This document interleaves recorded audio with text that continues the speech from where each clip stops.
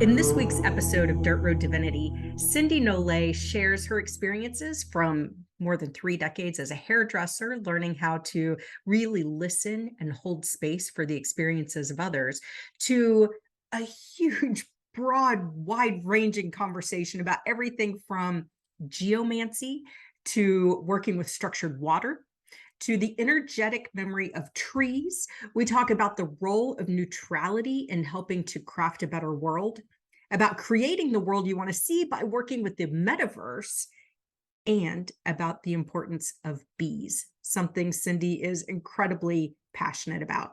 I hope you enjoy this episode. If you haven't yet subscribed, please go ahead and do that. And if you feel called, like or comment on this episode as well. That'll help other people find this content and hopefully be entertained, do a little laughing and a little thinking along the way. Thank you. Hello, and welcome back for another episode of Dirt Road Divinity. I'm your host, Lisa Wade, and I am thrilled to be here today with Cindy Nolet, talking about spirituality and paths and the things that are important to us in this fascinating dance with the divine. Cindy, how are you today? Hi, I'm good. Thank you, Lisa. I'm great. Thank you for inviting me. Absolutely. I'm so glad that you're here. Now, you are up in the Niagara region in Ontario, and you are one of those people that I have not yet had an opportunity to meet in person, but I can't wait to give you a big fat hug. Because I feel like, over the past couple of years, through our interactions, thanks to Zoom and, other online technology, I feel like you're one of those people that I so enjoy watching your path. I so enjoy the opportunity to interact. You're just one of those uplifting, inspiring, like bright rays of light that just makes me feel better when I walk away. So thank you for that. And I know that sometimes that all doesn't come super easily. Mm-hmm. Oh, sweetie. So thank you for that. I can return all those compliments tenfold because you are doing it. And so many of us are just like popping our heads in here and there. And so thank you for getting my head out of my turtleneck, because it's not always easy. And I'm not saying it's easy for you, but I thank you so much for doing all your work and being so consistent. And that's something I need to work on. You're very kind. I remember some of our first conversations. It's so nice sometimes to be able to meet people and have meaningful conversations that don't have to start with the phrase, "This may sound crazy, but," when you found people that you can just have the conversation and they get it. And you've been one of those people for me, and I'm deeply grateful. And I know that the work that you're doing in the world and the impact that you're having is often kind of behind the scenes, not necessarily stuff that you've been talking about a whole lot. But yet I also know that your connection with your spiritual path, your connection with the divine is deeply meaningful to you. And I would just love to talk a little bit about how it came to be. Well, it started all a long time ago on a dirt road. Yay! Lots of dirt roads from my past, and just living life like a little normal kid and normal parents, and what I had was like a normal little village. It turned out it was like from the 1800s, and I felt like some parts of us were still living back that way, but my house was old and just had the normal friends. Schooling for me was like a little bit of a checkout. I think that I just drifted through heavenly, and parts of me now think that I'm so glad that I wasn't entrained in some of those ways, but at the time I sure felt like I'm untethered. I actually felt untethered. And so but nature and playing and imagination and just like a normal kid, muddled my way through schooling. I can say I've never really failed anything, but made it through school. And I started hairdressing at 17, and part of my story is behind the scenes that you'd mentioned. My first boss was actually very spiritual, very charismatic, Roman Catholic, and I'd given myself to Jesus just through her for her work. And I had done that a couple of times, even though my family was Catholic. My mom converted when she married my father from Protestant to Catholic, but I never went to a Catholic school. I went just to regular public school, just with the way the country would be too far. We just went public school, And so I didn't really know my biblical things like that, but I knew that you lived your life in faith. And so I had that parked in my back pocket all along. Meanwhile, I'm doing my regular things like a little wild child sometimes when I certainly didn't have helicopter parents, let's just say that. So there was lots of roads involved in there. And running into my friends, like I was just at a gathering, and I think that they would wonder who that person was compared to maybe who I am now, because I wasn't always my shiny self back in those days, and I'm not always now. But I try. I can be more that now, and I think sometimes spirit, God pushes you to be that person along the way, and at some point you can't deny it. You just can't deny it. Luckily, I feel like I had a whole team back there, and something would be going on, and they're like, oh wow, oh, she heard it, she got that message, okay, give her more, give her more. And so you're just kind of like, oh, just maybe I was bumping into walls, I don't know, but I managed to get my path, somewhere where I was getting subtle help. It wasn't always blatant in your face, but I did have some pretty, amazing experiences when I was young.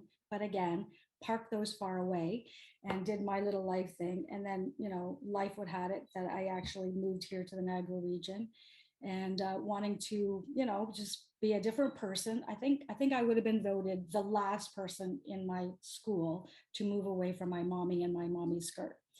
Mm, She was a working lady. She didn't wear skirts, but I really was a little homebody, and I was afraid and scared of everything. mm. Like, the things that I'm doing now, if you would have told me that I would be even entertaining those ideas, I would have thought you were just drop crazy. But, but here I am. But I've got lots of stories. But hairdressing for 35 years, actually. Well, I can take a couple of those away because I retired in the pandemic, Mhm. which was a blessing actually for me, because hairdressing, you always have your friends, and you can't break up with your friends. So back whenever I was working for that lady, she had to move towns to retire. Mm. So I had that in my mind that, oh, you just can't retire from your friends. So with the COVID and the restrictions and my family being home, then I actually closed the doors. But of course, I'll always be a hairdresser. But then that whole thing, and spirit makes you, change directions when those kinds of things happen. But yes, definitely divine dirt rose in my past and future. In future, I love that. I love that too. Um, And thank you for that. One thing that you'd mentioned at one point in our conversations was just by virtue of being a hairdresser. And I love my grandmother was a hairdresser and had the beauty shop, in her home. And I just remember sitting as a kid and the conversations that would go on, in the beauty shop, and fascinating. And you had said at one time how your listening skills, were really kind of honed during your time as a hairdresser, and you'll always be that. But like people skills, just the ability to kind of read different, maybe between the words. Mhm. I don't want to put words in your mouth, but for some reason I seem to recall something where you were like, there's something to this. Um, True.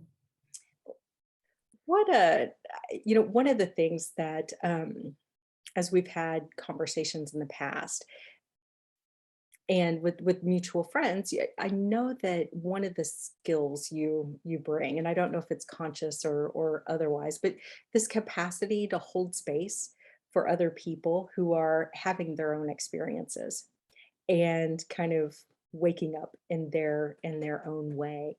Do you consider yourself a space holder? Is that something you seek to do, or?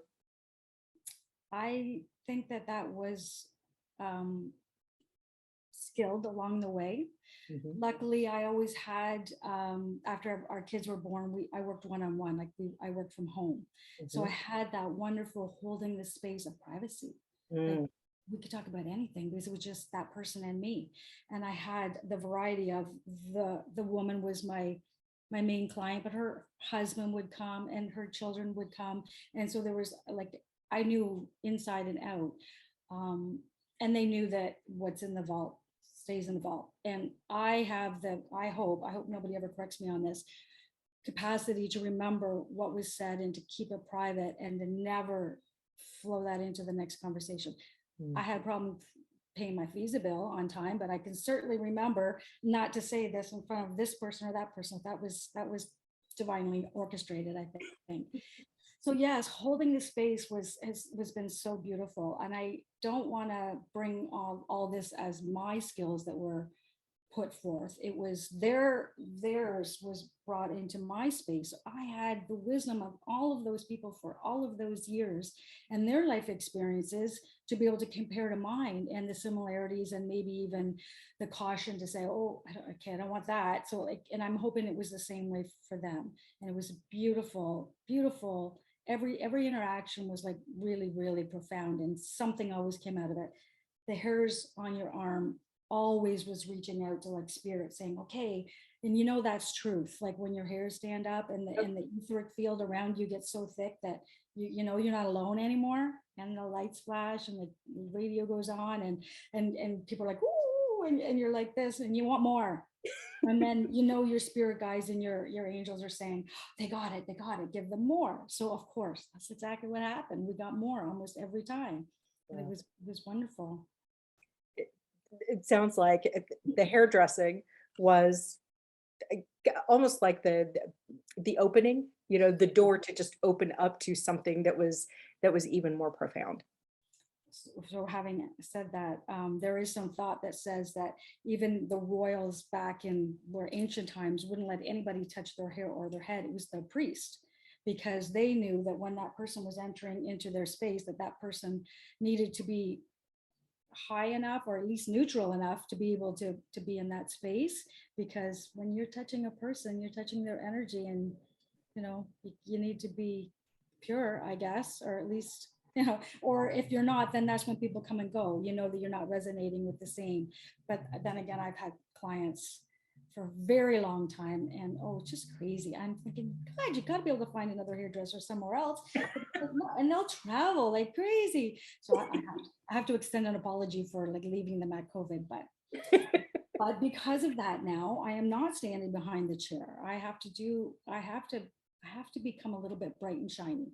Mm. Over all those years, I've been so busy making everybody beautiful that I really never cared for myself. So I feel like this is a whole new time now, and I feel like I have time now. So work on yourself a little bit, whether it be external and internal. And I think that a lot of spiritual people like to do the spiritual work, but not the physical work. Mm. So now I'm getting older now. So there's a little more of that happening, I a hear little you more. there. I And hear I you. have the time now, so I can't give excuses. No more excuses. And I've had that conversation so much just recently. The idea that sometimes, on the spiritual path, people spend a lot of time living from like crown chakra up. Let me live all up here, Right and there. kind of not denying, but like discounting a bit the actual human experience, this human body. And for me, and it sounds like maybe for you too, possibly, they so go hand in hand, that this beautiful human experience, being human in and of itself, gives us a doorway into also being divine, or that divinity, resting inside, and the need to care for both. I think that there could be two sides of what you're saying, exactly. So I would think that like it's almost a muscle, Mhm. of a spiritual muscle, and I felt like that was really easy for me. So that was the kind of path I was taking. Whether the physical muscle was a little harder and it was a little denser, and I didn't really like the feeling of it. But then you have the flip side, where there are people that are having a hard time working in the spirit, Mhm. because that's a muscle or some kind of strength that they don't maybe have. So the balance, exactly. And I offer people to always maybe think, hey, is that a spiritual problem? As far as even like your mental and your emotional, is that a spiritual problem? And if it's too hard for people, they don't want to face it. Yeah. So somehow I feel like I've used that spiritual muscle enough that I feel like that's easier for me than the other way. Yeah. That's amazing. One thing that I've consistently been kind of shown over time, once I realized that I could kind of read energy of other people, like I only do it when people ask, but during sessions or whatever, to interact with someone else's energy field. intentionally and feel what's going on. It's so interesting to me that when there are people who are in dire need of like physical activity, their energy to me feels like pinballs bouncing off the inside of their skin, like off the inside of their body. It's just like this chaotic, of just Okay. needing some kind of a release. And even for myself, I was shown that and this wouldn't apply to everyone, but that for me, when my soul chose to incarnate, it knew, okay, there's this incredible capacity to hold light, and to hold high frequencies of light. But it's almost like it tied that capacity to regular physical exercise Mhm. so that I wouldn't short circuit my nervous system, like short myself out, because it would give an outlet for that higher energy to be used. And it's so fascinating to me how I can feel the difference. So when I'm training for a half marathon, for example, or doing something consistently, I feel more spiritual, even though it's my body that I'm working. Whereas those times when I'm feeling like a slug, which is kind of now, and not feeling that super consistent physical engagement, I almost feel like my connection gets a little more muffled with Mhm. spirit. Um, and I think everybody's different that way, but I've definitely noticed that for myself, that for me, the two really go hand in hand in terms of how I'm able to engage. Yeah, great description. I can see that in myself, because if you're looking for vitality, and if your chakra system for the audience, whether you if they'll know that, but you can't just use half, in the battery and not the other half of the battery. So Right. when you work with the bottom half of the battery, then yeah, I guess that makes a lot of sense. Good analogy. Yeah, it's just wild to me. That grounding. Well, and even yeah, using whether it's the chakra system, the physical body, moving our energy inside to be able to open up greater connection beyond or inside, however you choose to, look at where where divinity lies. Some people see divinity lying residing outside of them, others see divinity residing inside of them, others see it as both. I'm curious, how do you see it? I mean, where do you fall on that? Yeah, how do I see that? So I feel like when I want the purest, and you talked about earlier before we did the recording, we did a put your ego on the shelf. I put my ego in a rocking chair to read a book because I don't want it to interfere with things sometimes. Mm, And we did that prayer with the girls when they were young. But then in the heart, I think, is where divinity mm, started from. And I think that if it's an expression of, it can be in the physical form. I think it becomes outside of yourself. But before it becomes physical, I think it's within. mhm, mhm. Yeah, so maybe it's No all of the longer. above. Yeah. And maybe it's back and forth. Yeah, I love to ponder these things, and I think for some people, it needs to start one place and be able to travel to the other place. For me, it probably started outside and traveled more. My understanding traveled more inside once I started feeling more worthy of thinking there's actually divinity in there, rather than thinking the divine can only be outside of me. And I don't know. I think it's probably wherever you start. That's part of the dirt road, Yeah, maybe. well, I would add the mind is the gate, the doorway. So if your mind is not sure where it starts, Yeah, it could have been living in there all along, and then your mind wasn't allowing it to, but it has to absolutely. grow no matter what. Yep. Yep. Absolutely. And mentioning though that we don't always do things for ourselves, we'll do it for others. And then when that happens, then yeah. We had had a bit of a conversation before I hit record for this about the path and about saying yes and what a difference saying yes made kind of for your unfolding, blooming, however you want to, describe it. Um, but you had mentioned at first it was a lot of saying yes to others, and then Mhm. it became more saying yes to you, in addition to others, not to exclude, but the combination. And I just wondered if you'd talk a little bit more about that and about this yes and how sometimes the yes is a bit outside your comfort zone. Yes. Well, I think my earlier, just me kind of just bouncing around and just kind of being in the right place at the right time. Huh? But then there was these times of faith where you do make things happen. And I remember writing a list of all the things I wanted in a husband, and I slid it in my Bible, and then all of a sudden there's my list and there's my husband. It was just amazing. And so he's saying yes to that marriage, and then showing up to become a parent was like, that's a turning point for me. I really think that that whole creative process really was a turning point. and and then again, when I mentioned about giving myself to Jesus in my life, I gave that role over. I realized those children weren't just mine, that I was their caretaker. And in through the nursery, I was sitting in the rocker, pregnant with twins. Just everybody, I had one pregnancy with two kids, a golden orb through the nursery, and I'm watching it as I'm dedicating my unborn to Jesus, out through the wall, orb. So like, okay, I was there, I showed up. So yes, doing that whole thing, which was um pretty filled with ease and grace, because I didn't research a lot. It happened so fast. Everything happened so fast. So I didn't have time to research, and just everything happened pretty easily. Yes, you put in the work. Yes, you do what you need to. But I was always one step ahead of some of the things that they said that could happen as an older person. I was, 28 and with twins.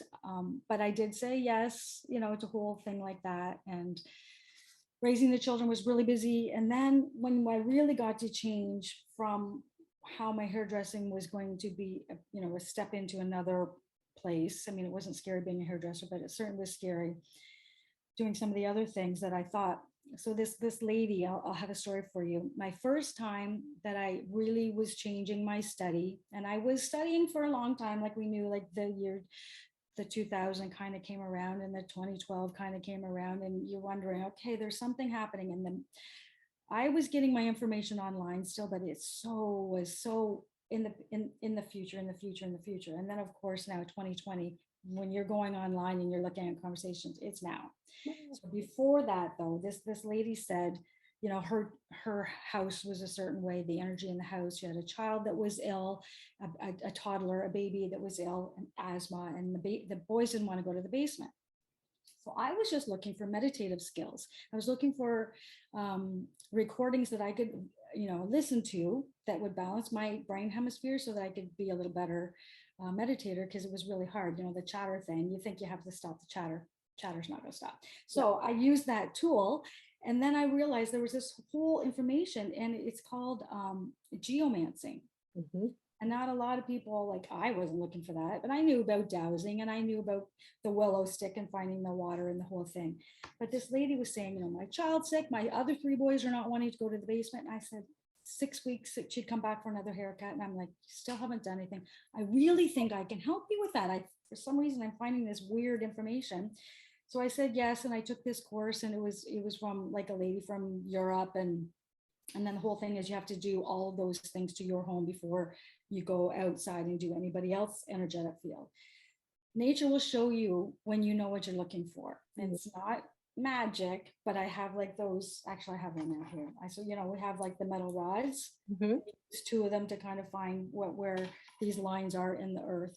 So I had done these steps with her, and the hedge on the edge of her property had a spot that wasn't growing. And I had said, oh, like the kids run through here. She goes, oh, no, that's never grown. Turns out when the energy water line goes through there, those particular trees don't like it. So they didn't grow within that 2 feet. Went right over into her home. And whenever you have a concrete foundation and you put it into the ground, and there's those energies that are in the earth are not like moving around freely. They're now in this container bouncing around, a lot like those balls that you maybe have mentioned inside our body. Yep. And so maybe the exercise is a way to like connect to the earth. And so that right under his crib. And it turns out that I had kind of bounced that off, and next thing you know, next haircut was so much better. Maybe it was his haircut after. He's better, and I took him off all of his asthma medicine. So I ignored it a couple of times, and then I got down to business, and then that whole thing is like, wow, that happened. And she says, and my boys will play in the basement now. It's not scary down there anymore. So if there's water vibrating at a certain frequency, and humans don't like it. And we use this with feng shui all the time. Almost everybody uses that household word now, feng shui, the tours, where if your bed is on water, move it around and then you'll get a better night's sleep. So the water under a space, like if it's your office and you're spending 8 hours a day there or more, we don't like that. We're not getting that vitality. And so moving the desk, moving the bed is a really good idea. But if you have somebody that can find that water, then all that work can be done on the outside of the foundation. So those are the things that I did. Not that it was haunted, it was just that they didn't like that frequency. And we know that horses don't like that frequency either. I did some work in a barn, and amazing, wild. You'd think I lost my last lid. But then there's another story, the one I said yes for my kids.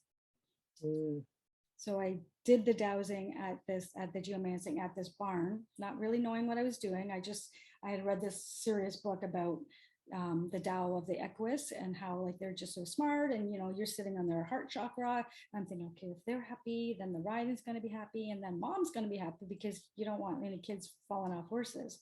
So I had done some work outside the barn, and then I was alone in this arena with this person. I'm not the horse girl. Not the horse girl. The girls taught me to be tolerant and to appreciate, but I was afraid in there with these horses.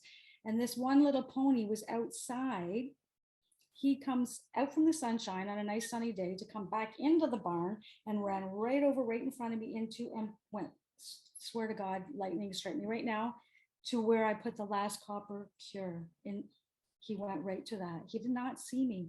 He was outside. Wow. Came in, jumped in, ran across. And I'm telling the barn owner, oh, there's another pony in here. Like, don't leave me alone. She goes, oh my God, that lazy Dallas came into the barn. And so, she had a sense of proof too, because why is this horse coming and sniffing out the last cure? It's called a cure. So those are things that made me think, okay, wow, something's going on here. Something's going on here. One of the things I really appreciate is that you hold this capacity to work with the energies of the earth, to work with the energies of the water, to recognize the energetic needs or preferences of animals. We've had a conversation about trees and about bees and about other things, which I hope we'll get to, and also hold this deep reverence and like really valuable to you relationship with Jesus. And with your faith system. And you see those as working together. Because I think some challenge, in society, sometimes it's if you're into this stuff over here, if you talk energy and cures and all this jazz, then clearly you can't be a Christian. Not even possible. You're doing pagan, weird, witchy stuff, and so how did that all come together for you? Because I truly appreciate your perspective on all of this. So I'm not making any excuses for what we have as rules as any kind of organized religion, but I can see the caution for sure. I can see the caution, because there is a certain amount of ethics that are involved with anything. Like, and just read something online about dowsing for a lottery ticket, and I'm putting on ethics are involved, like it can't be saying, did so and so say that about me, and you're using your whatever tool to find out, because those things, that's not ethical. Right. And there could, and if you're, but I can do it, it must be okay. Well, we can do it, but is it beneficial really? Right. So the whole idea is just to hold your intention. And I even have, without inside my house here, I have a great support system. So that's where I've been able to grow. So thank God for that. But outside, you still have that little twitch when you talk about dowsing, because that's what they were taught, right. about finding out, did so-and-so say this about me, or, whatever. I'm just using that as a silly example. But there is caution. And so I needed to be discerned, like really be discerned. and also to know my skills. And so that and that's what they said about do your own practice at your own house before you go anywhere else, because you need to live within that elevated vibration so you can stay there when you're dealing with nastiness that's not always high vibration. It's not always, it doesn't mean that underground water is evil, but negative will attract negative to attract negative. And then all of a sudden now you've got people that are living in a space with low vibes that are now starting to feel like they are living. And then you bring in awful things like unethical things, porn, whatever, and it brings you down. So yeah, I can see why there's caution, but we also have to remember Jesus has always been around before those people who ran his church, and his own disciples failed on him a few times. So he's fully expecting humans to fail us all along, but not to throw the baby out with the bathwater. Like, take what you want out of it, and make sure you know that there are many faults, but that doesn't stop you from breathing. You keep going and you try to find your truth, and nobody else is going to be able to teach you that. You have to learn from your own experience. So just boiling this whole thing down to like helping animals and what have you. And the water, definitely the reverence to water and underground and drinking it. So those are a really good combination as far as the things that I put my focus on. Mm-hmm. So I think we've all been duped really when we do some kind of water treatment in our house. And I've done it where you try this and you try that, and those are the waters you're not supposed to have. And then I was looking for like the most up and coming, what does NASA use next for water treatment when we moved to this house. And I realized that it was like old fashioned water. And how do you get that through my city water? Well, it's called structured water, and there's many names for structured water. It's inside our cell. It's called gel water. It's called cell water. It's structured water is anything living, in a nice river, in a nice stream, anything that's kind of, coming up and still moving, and melting ice. So structured water it has extra hydrogen bonds to it. So it's the angle of this. So it's lighter and it has less surface tension, and you can get gadgets, but I want to say clearly that water is the device.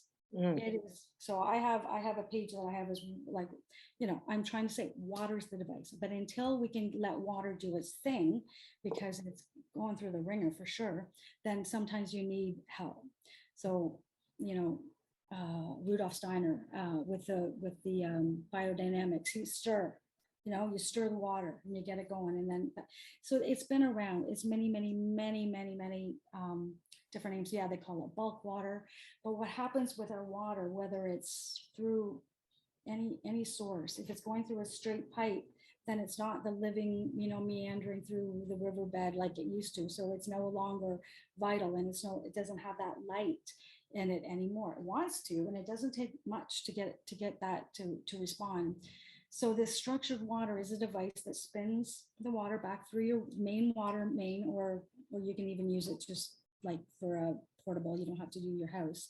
And in this one particularly, it was handcrafted in Austria, so that's really cool. And it had like some gold, filaments on it, and some crystals with the minerals. So back to the river, the water meanders through the river and it bounces up against rocks and it collects minerals. Now, water's first mandate towards itself is to collect its own molecules with minerals. That's first and foremost. So heaven forbid we're drinking a bottled water that doesn't have minerals in it.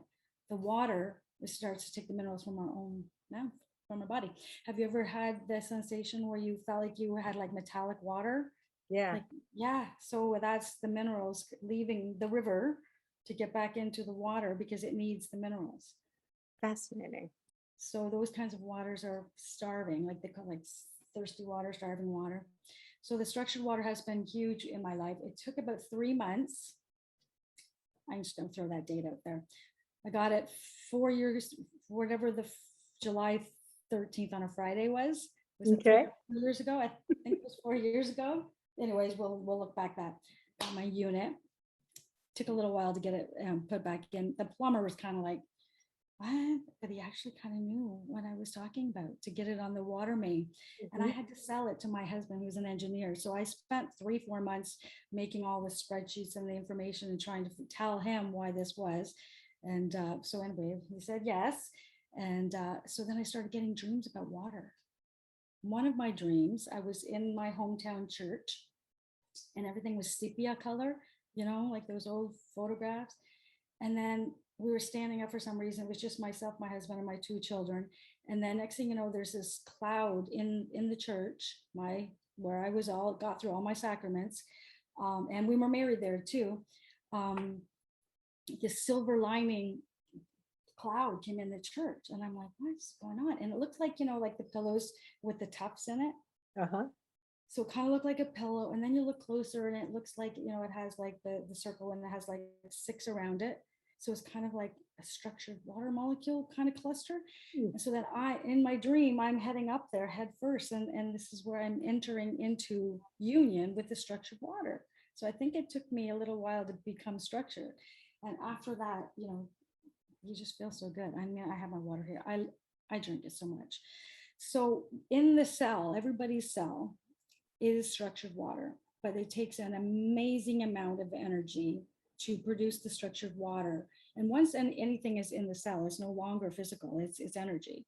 So, any food we eat, by the time we get to the cell, it's not even food anymore, it's energy. And like in those stories where they say that all they did was, eat sunshine, like what do they call it? Breatharians, Breatharians, yeah. Breatharians. And we know when we go to the forest and we're absorbing all of that, like we're absorbing the light. Mm-hmm. So with this whole thing with these clusters, this water is all clumped together, and we only have one little spot in our cell. It's called an aquaporin to receive one tiny little molecule at a time. So if we're drinking all this water that's too big to get in, then your body's like, well, maybe next glass of water, maybe next glass of water. Finally, you get in there, and then your cell's able to work on its fuller capacity because it's now hydrated. Now, when we drink water, our bloodstream gets hydrated easily because it's not such a tight hole to get into. But they say that 70, forgive me with the numbers, amount of elderly in the emergencies are because they're dehydrated. But then, you know what? They lose the signal that actually tells them they're thirsty. It's amazing. Like it's your primary source of sustenance, and then you don't even lose that signal. That's how far from grace we've fallen in certain times. Mm-hmm. So the structured water is really amazing, and you can't really measure it in the chemical tradition. Mm. If you measured in it, I'm going to go back to homeopathy. Have you ever heard that when those scientists go and they go to homeopathy and they're like, there's nothing in it but water? It's because they're trying to measure it chemically. But if you measure it like with the light quotients with photons, then you can see, oh, yeah, it's energy, it's light. And that's the same thing with the water. I had I don't know, this was probably 15 years ago or something, kept receiving these messages when I would be in meditation or journaling, and it was water is the plasma. Like, I don't know what the hell that means, but water is the plasma. And even had a friend, call me up out of the blue one day, and she was like, I got a message for you, and it's just water is the plasma, and I don't know what this means. So that's one of the reasons when I saw you talking about structured water, I'm like, okay, what is there to this? The last conversation I had for Dirt Road Divinity, we did get on a path where the Teresa, who I had interviewed, was talking about water. Like one of the reasons she loves the beach is because that flow of the water just so replicates the flow of the divine in our lives. And it seems like the metaphors are pretty extensive, that we can use for waters or rivers or streams or springs or whatever, and flow and divine in our lives. But this is sounding like something very, very physical, and a way to connect that divine stream almost like within the very heart of ourselves. Mm-hmm. And that's exciting. I'm gonna write that down and look for the plasma idea. So I think like with around the smashing water of the ebb and the flow, then the vapor, like even the stuff that we have in our sky is still a form of water. So that lighter element in the hydrogen that comes out of this water, it's a light element. So it wouldn't plasma, that's pretty light. Yeah. I think that's very interesting. Yeah, Yeah. need to continue this conversation. I have, But the idea of the healing nature of water, you know, whether it's healing, hydrating, but also the potential for healing mhm. systems, but that water itself, probably, I'm guessing, is kind of neutral, a neutral carrier, and it carries what it's allowed to pick up, right? Mhm. So if it's negativity or lower energies or lower whatever, you know, no bias toward that, they'll all carry that. And if what it Yeah. is given is something more positive, more structured, more uplifting or light Mm. carrying, then it has the capacity to hold that. Um, Kind of like air in a way, I guess. I'd like to add to that. Yeah, So please. water, absolutely. Well, we know Dr. Emoto, Mhm. you know, with all his crystals that he froze, like we'll have to get the research, people look into that too, proving that it has memory. So yes, it will carry and keep any memory, and which is unfortunate because even our city water, you know, it's going back and then it comes back. And if, you know, it's picking up emotions, it's picking, and we know for chemically, we know that it's picking up people's prescriptions Yeah. when they're putting them down, you know. So until that water molecule is smashed and imploded back on top of itself, creating that explosion or implosion, then it still will carry memory of whatever. And Mhm. when it gets smashed and it will go back to the original message of water, which is what water is meant to do. So maybe it is neutral. Mm. Wow.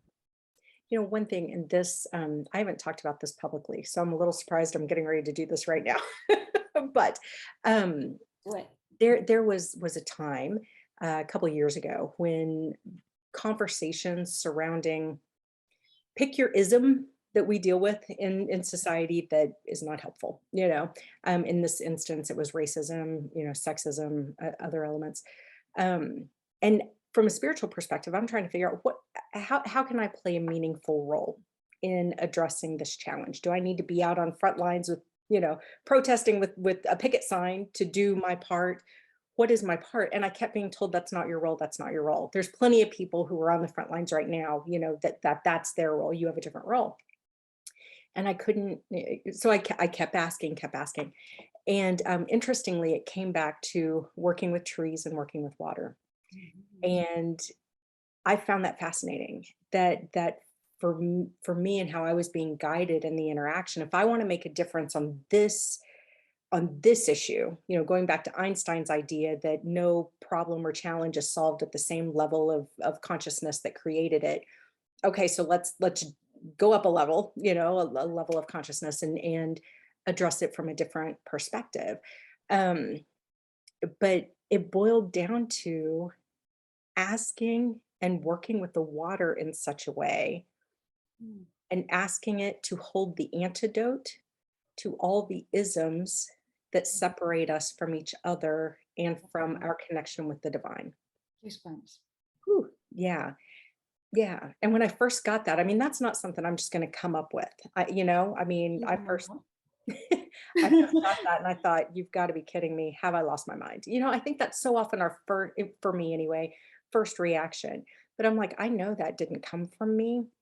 And then it's a matter of, okay, I can't quantify, you know, or scientifically prove that anything that I'm doing is making any difference. But what's the harm in trying and trusting that at least putting out the effort could be meaningful and worthwhile? So, and it gave me something that I'm like, okay, if this is my path and this is the thing that I'm to do, cool. You know, it might not look like what other people are doing, but it Yeah. felt right and good for to me. Um, but I had never thought about water being able to hold a, a cure for social ills, you know, maybe physical, but social ills, really? Can we do that?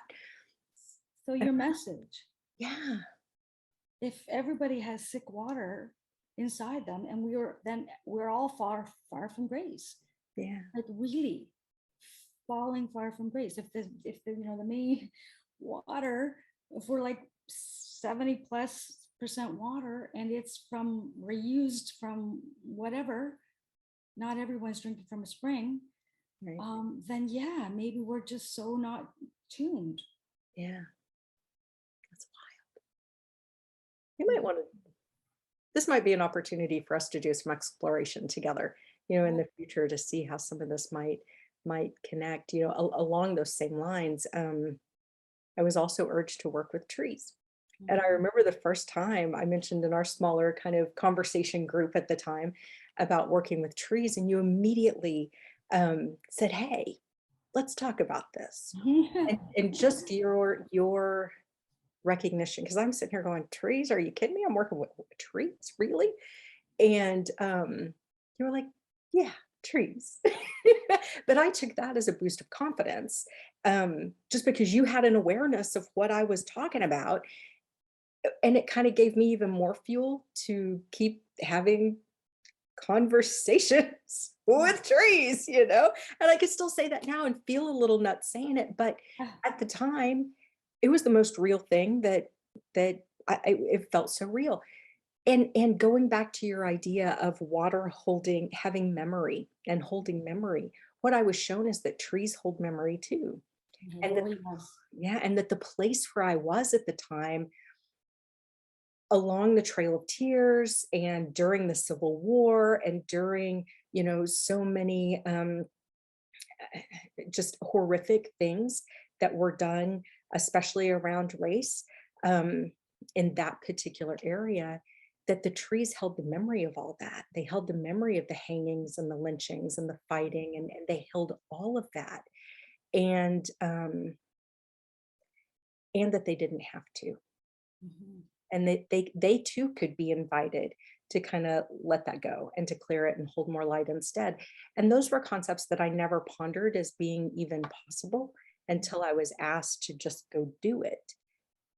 Oh, okay, you know, but if Okay. it's trees or land or water, I'm Mhm. guessing air is probably the same. But the idea of working with our elements in such a way that that they too can heal. Um, and I guess I just never really thought about that before. Mhm. I wonder if it's almost like they carry maybe even a human guilt and that they need permission just to let it go too. Yeah. They're witnesses. So about what you were saying that was happening with the isms, Mhm. um, I am in behind the scenes and I one of my rules, and it feels the best for me. So I think that's why I said yes, to that, is just to be an observer Mhm. and to research things and say, okay, so let's just say here and then keep the hold the space for neutrality so that when it's cleared, nature can put back the energy signature that it needs to. When I say research, you get an idea that's fanciful and you love it, but I actually go and I do the opposite and I look for the opposite so Mhm. that I could find what's somewhere in the middle. And I sit there and I just allow myself to go through the emotions, I guess, of things that triggers. And then if you can get yourself settled again, then you just try to stay neutral, at least, but that's my rule. And then let nature settle in the original energy signature. So try not to get too wrapped up in news. Mm. I Yeah. love that. And I love that you put a more active role on observer. Yeah, Absolutely. having been an advocate my whole life, my career, started out in politics and then cause advocacy, the thought of remaining neutral in some of the big challenges that are happening now feels like I'm totally, that my brain will tell me you're totally given up on your causes. The fieriest places in hell are for those who remain neutral in times of chaos or challenge. But my soul, my heart keeps coming back and saying, hold the space, be the observer, see that there are different perspectives looking at the same thing from different lenses, Mhm. perpetuating the condemnation and the consternation is further perpetuating the problem. And I have wrestled with that because I felt on some level like I'm not doing enough. But I love the way that you just made it a very active process where, the idea of really researching, really trying to understand both sides and holding space for healing in the middle, because right now there's so little attention being focused on any neutral middle. It's on the wings, Right. So on the divided. fringes. Yeah. So divided. So when you, maybe in your life, I'm just kind of guessing on this, you were, working on this, but you were kind of working on maybe when you were like less elevated, because every time you do something, you're growing that way. So, and that's with me too. So if I feel like I'm up here now and I'm looking down, I can see almost a third party perspective, and I can almost see like, well, for the audience, we'll say like that's like a 3D play out, like that's boots on the ground, media, all those awful things. And I'm choosing to be here on another level, which we could call it 5D or the new earth, and saying, okay, I see what's happening down there. Let's just try to be neutral, and I try to go through things the best way I can, and I'm sometimes I'm caught from behind and I'm swirling around the toilet flush too, but and when I can get up there and above and I can say, okay, I'm doing this as a sacred service. Yes, I want to get through this the best the way I can, but if I can get it through the best way I can, then it'll leave an energy signature for those that are maybe going through something similar. Hmm. Like the 100th monkey thing, Yeah. because Yeah. will our audience know that, all of Yeah. a sudden these monkeys are starting to wash, and like even like Edison and whoever else was doing the light bulb, they're Yep. they're they're they're trying to say, no, I invented it, no, I invented it. The energy signature was in a higher plane and they got to draw from it. Yeah. So if we can fit some really great outcomes in the energy signature of a higher plane, then more people will just, maybe even drop a thread or so. And then that way, if I go through it the best way I can, and then they can go through it. And then, all of a sudden now we're not living down here anymore. We're living up here. Love So it. that neutral thing and letting nature drop the signature that it's best, not for me to decide Yeah. whether it should be negative or positive or whatever. And that was one of the big things. Thank you for that. The idea of that nature too gets to have free will. And so Mhm. us forcing ourselves or forcing our outcomes um, is kind of denying. We can invite, we can encourage, we can welcome, but to try to force certain things maybe isn't exactly helpful either for others or even for nature. I don't think it's forcing it, because I think that kind of got us here. But then I really think that we need to be active. So when we write our intentions, I know we've talked about this is not new to you, but I'll just say what I'm doing to me. I'll make out an intention of this is what I plan to do, Mhm. or even better. And then I write that little clause in there so that God can step in and say, oh, that or even better. Okay, do this. And then I have to stay in there and wait for it to happen, because it could be this or it could be that. So, and I love being curious. As soon as you're curious, Yep. and as soon as you start looking, you're going to see. But if you're so blind and you're not looking, it can be hitting you in the side of the face and no, you're not seeing it. So the curiosity, which is something that I had from when I was a child, I had my imaginary friend, and these poor kids, right? We'll get to that. These poor kids that are into the school system at 7, like all of these things are happening before 7, and after 7 you are now the person that they've developed. So if we can give our kids back those few years of imagining and having their own spiritual experience to a point where then they can remember, because they're having them, they are the masters at it. But now we've been just shredding their brain so they don't know where to fit it. Oh, that's not true, or that doesn't happen. So these little kids, for some reason, I'm lucky that I did have that experience. when when my daughter was young, I was a working mom, and so I needed childcare, and the only place in town that had a 5 day a week childcare was the Catholic school, like the Catholic preschool. And it was like preschool, and then I could pay for aftercare, so she could be there from 8 to 5. And she was having all kinds of conversations with Jesus and Mother Mary and all these, and her imaginary friend, and who wasn't imaginary at all, in our world, he was very real.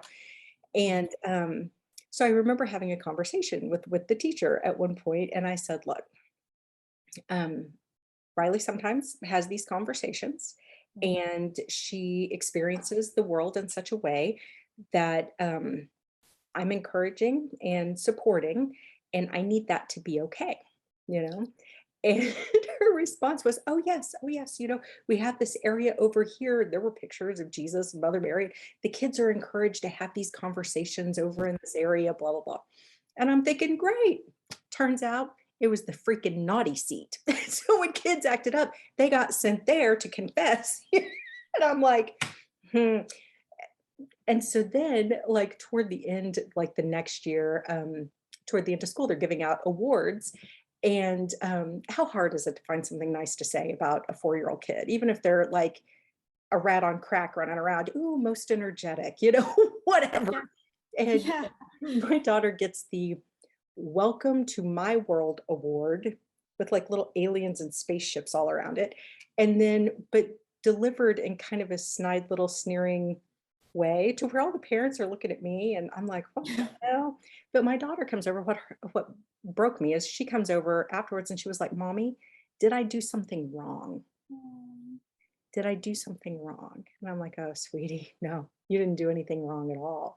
The fact that she had this incredibly vivid world that other people just didn't understand, that's not something wrong. That's something to cherish and celebrate. But I definitely saw once she got into, you know, higher up in school that a lot of those conversations um, stopped happening. Yeah. Yeah.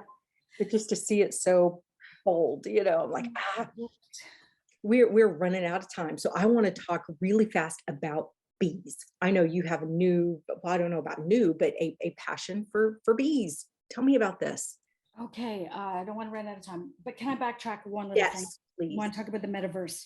Yeah. Ooh, love it. Okay. Yes. Again, that's our inheritance to be able to imagine a place where we want to live, like real, true, and free. And I'm actually doing it. Okay. And I'm not special, but they know, whoever makes these technologies, is that is something that's going to come organic with us, and that's why they're putting us into this virtual place where we can create everything we want.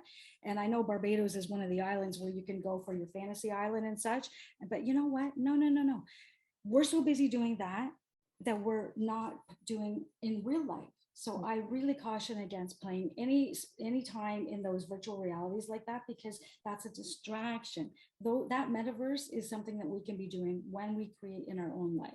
Mm. But the key thing, I'm boots on the ground. I'm finding underground water, and I'm working with a farmer, and we're already moving some. He's so nice, and funny enough, his mother used to do this dowsing too. So it's wonderful. But to find people to talk about it, they don't talk about it. You just have to actually meet somebody, and then they pour their heart out, kind of thing.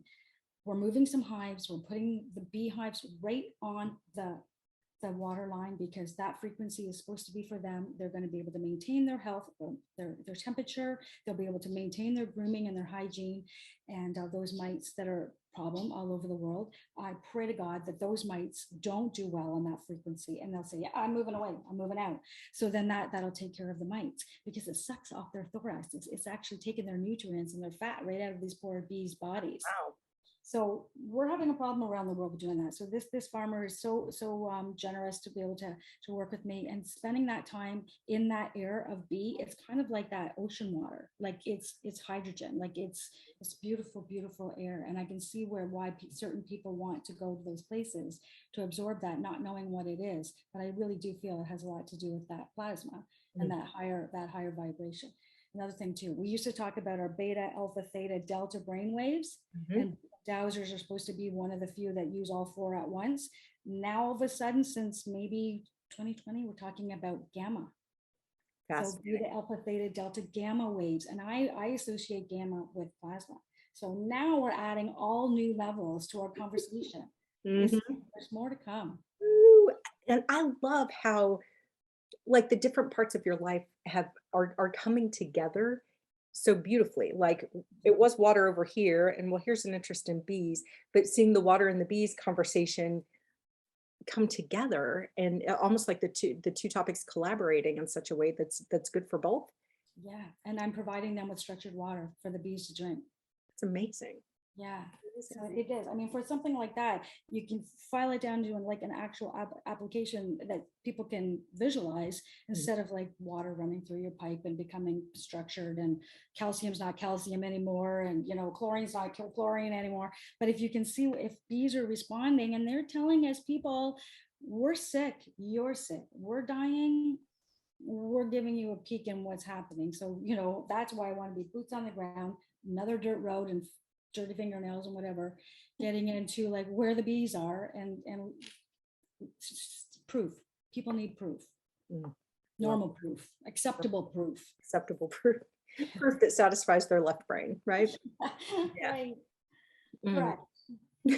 Thank you for all that you're doing, and all your insights and wisdom, and your willingness to continue being curious.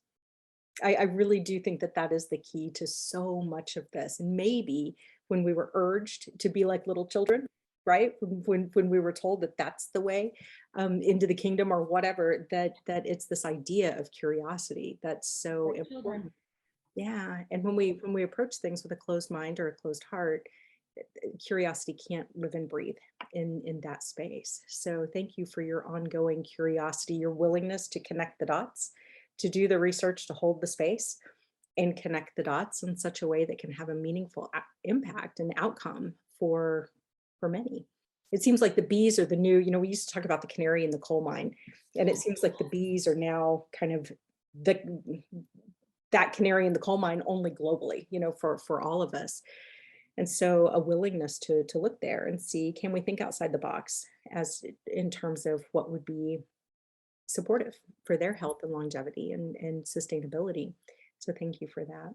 Oh, well, thank you too. Now, I know I believe that you do some individual work with folks, and you do a whole variety of things. But if people wanted to get in touch with you, what would be the best way to find out about what you do and have a conversation? Well, I'm pretty secluded, but I do have a social media page, and that's just my name, and Cindy Nolet. And then I have one that's the Ruby Vision, because I tend to see things that some people might not. And seeing through things is kind of like what my get back is that. And then I have another, and this is all Facebook, Wonder Water Device. And then again, Wonder Water Device page. And again, like water's the device, but until we can have our own fresh spring pop up in the backyard, then I have some options that I'd like to share with that, even if it's freezing, melting your ice cubes, that kind of thing. And my email, Cindy Nolet at hotmail.com, Cindy Nolet at hotmail.com. Excellent. Then, yeah.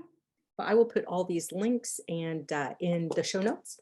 And so I encourage people, if any of this sounds like something that you're intrigued by, want to learn more about, want the chance to interact with the amazing Cindy Nolet, you're seriously my favorite people. I encourage it, encourage the connection. Thank you so much for your time and for your willingness to share your insights. And you drug some stuff out of me. You didn't know you were doing it, but that I hadn't shared publicly, and that maybe it's just time.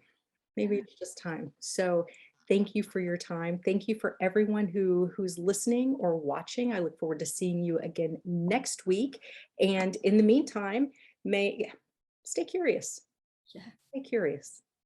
Yeah. And if you want to challenge me. I'm okay with changing my mind and learning something new. Love it. Love that. Thank you so much.